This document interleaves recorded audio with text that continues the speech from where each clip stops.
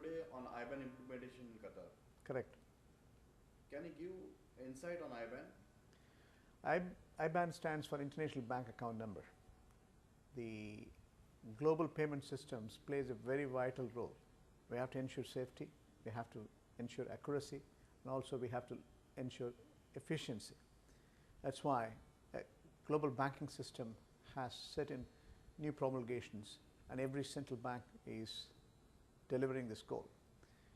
Clearly, 34 alphanumeric digit character is the maximum, and each country has got certain identifiable ISO standard codes, and each country, each central bank again will have their own nuances to identify a customer number.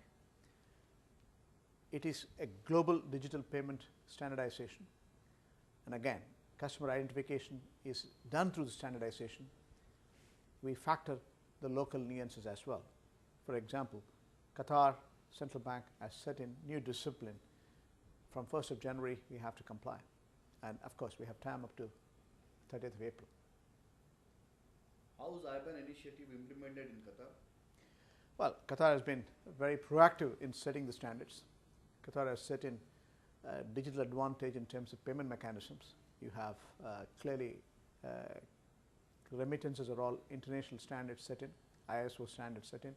SWIFT remittances are integrated, straight through processing is taking place, local payments as well as international payments. That's precisely the reason 29 digits have been identified for Qatar, and first two letters QA is the standard set, and again numerical codes are embedded into it. Total 25 characters, 21 for the existing account number. It's not a new account number. Factoring the international standards, adding into your embedded number is what the new standardization is all about. So it is going to be 29, 25, 21 plus 4 plus the international code will be the composition. So 21 for the existing account number, 4 for the SWIFT code for the existing account number, and international digitization will take place with additions. And what is the scope of IBAN in Qatar? Scope is huge. See, it's very important that we recognize the payment control mechanism we need. As I said, efficiency is important, controls is important, security is important. Essentially, you want to have online digital payments, straight through processing. Speed and efficiency is important, and that will clear the myth, reconciliations, and again the pending payment process will be standardized now once and for all to international set digitization codes. That will stimulate speed and accuracy in the digital advantage. When is IBAN going to be implemented in Qatar? Qatar is planning to execute in full respects by 30th of April, but we are starting now. 1st of January, every other bank in Qatar should make sure they communicate to the customers either through newspapers or through websites or through phoning individual customers. They have to notify the customers, and customers should also, by month end of January, they have to necessarily recognize. They can come to the bank and ask for the number as well. But at the same time, parallelly we will be running the overall IBAN to make sure, in addition to the regular payment mechanism, international code is embedded.